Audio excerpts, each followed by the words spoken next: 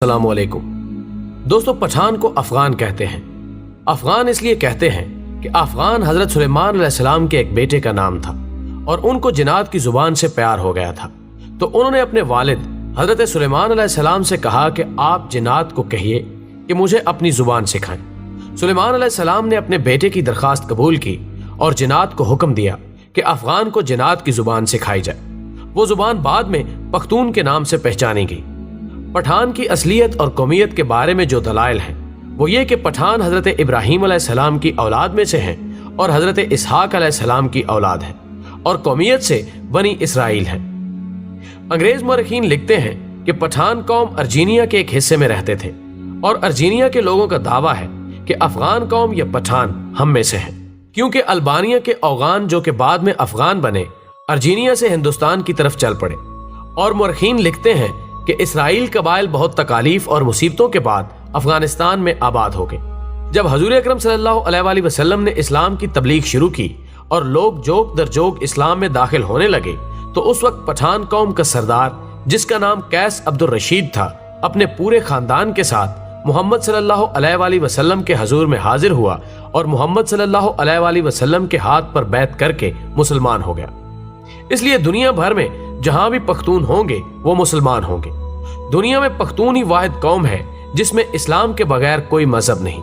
اگر پختون سے پوچھا جائے کہ آپ پہلے مسلمان ہیں یا پختون، تو جواب ہوگا کہ میں 5000 سال سے پختون ہوں اور 1400 سال پہلے مسلمان ہوں۔ دوستو، اب سوال یہ ہے کہ افغان قوم کو پٹھان کیوں کہا جاتا ہے؟ تو جب کافروں نے مکہ پر قبضہ کر لیا تو حضرت محمد صلی اللہ علیہ وآلہ وسلم نے حضرت خالد بن ولید رضی اللہ تعالی عنہ کو حکم دیا کہ جاؤ اپنے افغانیوں کو جہاد کے لیے بلاؤ۔ خالد بن ولید رضی اللہ تعالی عنہ افغانستان چلے گئے اور افغان سردار قیس عبد الرشید کو حضور صلی اللہ علیہ وآلہ وسلم کا پیغام ارسال کیا۔ قیس عبد الرشید کی قیادت میں لشکر مکہ مکرمہ کی طرف روانہ ہوا۔ شام کو صحابہ کرام نے حضور اکرم صلی اللہ علیہ وآلہ وسلم کو خوشخبری سنائی کہ افغانی لشکر نے آتے ہی کافروں کا قتل عام شروع کر دیا اور تمام کافروں کا خاتمہ کر دیا، اور مکہ مکرمہ کو افغانیوں نے فتح کر لیا۔ تو اسی لمحے حضور اکرم صلی اللہ علیہ وآلہ وسلم کی زبان پر یہ الفاظ آئے، بتان۔ خواتین و حضرات، بتان لفظ عربی زبان کا لفظ ہے، یعنی سخت ترین لکڑی جو سمندری جہازوں میں لگائی جاتی ہے، جسے سمندری پانی بھی کمزور نہیں کر سکتا۔ یہ لفظ جب بر صغیر پہنچا تو بتان سے پٹھان ہو گیا، اور اگر ان کی تاریخ کا تقابلی جائزہ لیا جائے تو فارسی میں پشتون، مقامی زبان میں پختون اور اردو میں پٹھان۔ یہ قوم دنیا بھر میں پھیلی ہوئی ایک غیرت مند قوم کے طور پر گردانی جاتی ہے، جن میں افغانستان، پاکستان اور بھارت اول نمبر پر ہیں۔ دنیا میں پشتون اپنی وفا اور غیرت کے نام سے جانے جاتے ہیں۔ لفظ پشتون کا مطلب ہوتا ہے غیرت و وفا والا اور اپنی عزت اور دین پر مر مٹنے والا۔ پشتونوں نے قیام پاکستان میں بھی بھرپور حصہ لیا۔ بعض مورخین کے مطابق پٹھان آریائی یا یونانی نسل سے ہیں، اور بعض کے نزدیک یہ قیس عبد الرشید کی اولاد ہے، جبکہ تیسرے نظریے کے مطابق ان کا تعلق بنی اسرائیل کے گمگشتہ قبائل سے ہے۔ خود قیس عبد الرشید کی اولاد سمجھنے والوں کا نظریہ ہے کہ مکہ میں قیام کے دوران حضرت خالد بن ولید رضی اللہ تعالی عنہ نے اپنی صاحبزادی ان کے مورث اعلیٰ کے نکاح میں دے دی تھی، جنہیں وہ ہمراہ لے کر اپنے وطن واپس آیا، اور پھر انہوں نے یہاں اپنی بقیہ زندگی اسلام کی ترویج و اشاعت میں صرف کر دی۔ اسی طرح قیس عبد الرشید کی اولاد پٹھان کہلاتی ہے، جبکہ یہ بھی کہا جاتا ہے کہ خود قیس عبد الرشید کا تعلق بھی بنی اسرائیل کے بادشاہ ساؤل یعنی حضرت طالوت کے 37ویں پشت سے تھا۔ اس طرح آخری دونوں نظریات کی روشنی میں ان کا تعلق بنی اسرائیل سے ہی بنتا ہے۔ ناظرین کرام، سب سے بڑی عجوبہ خیز بات یہ ہے کہ ان میں یوسف زئی، یوسف کے بیٹے، داؤد خیل، داؤد کے بیٹے، موسیٰ خیل، موسیٰ کے بیٹے، اور سلیمان خیل، سلیمان کے بیٹے سمجھے جاتے ہیں، لیکن اس کی تصدیق کرنا بہت مشکل ہے۔ افغانوں یا پٹھانوں کے کئی اوصاف عربوں سے ملتے جلتے ہیں۔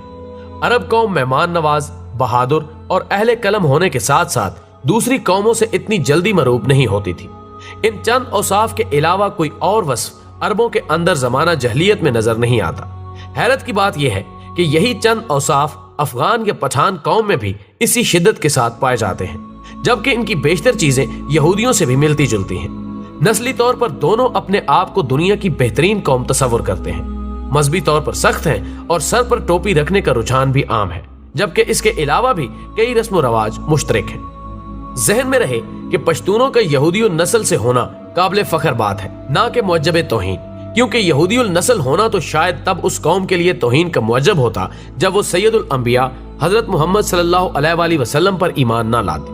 یہ تو ان کی غیرت کی بلندی اور ایمان کی عظمت کا نشان ہے کہ یہودی النسل ہوتے ہوئے بھی نبی آخر الزماں صلی اللہ علیہ وآلہ وسلم پر ایمان لے آئے، کیونکہ یہ وہی آخری نبی ہیں جن کے اوصاف تورات اور انجیل میں مذکور ہیں، اور جن کی وجہ سے ہی اہل کتاب آپ صلی اللہ علیہ وآلہ وسلم کے ایک نجات دہندہ کے طور پر بھی منتظر تھے۔ لیکن بعد میں انہوں نے محض اس جلن اور حسد کی وجہ سے حضرت محمد مصطفیٰ صلی اللہ علیہ وآلہ وسلم کی نبوت کا انکار کیا کہ ان کا تعلق بنی اسرائیل سے نہیں تھا۔ بنی اسرائیل کی طرف سے آپ صلی اللہ علیہ وآلہ وسلم کی نبوت کا یہ انکار دلائل پر نہیں بلکہ نسلی منافرت اور حسد و عناد پر مبنی تھا۔ تو یہ پشتونوں کے لیے قابل فخر بات ہے کہ یہ لوگ حضرت موسیٰ علیہ السلام کے حواری بھی ہیں اور آخری نبی صلی اللہ علیہ وآلہ وسلم کے